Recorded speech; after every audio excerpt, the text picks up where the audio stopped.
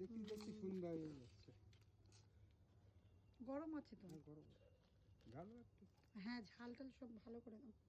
ঝাল আছে খুব, একটু হালকা খান। একটু হালকা খান, ঝাল দিয়ে দিছি, কোনো অসুবিধা নেই।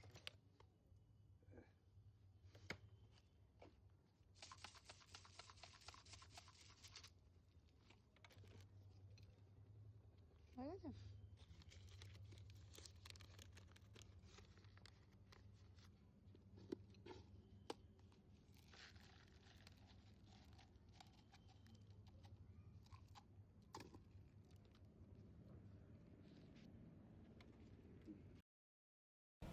এটাকে বলে ঘটি গরম, আমাদের এইখানে বলে থাকে।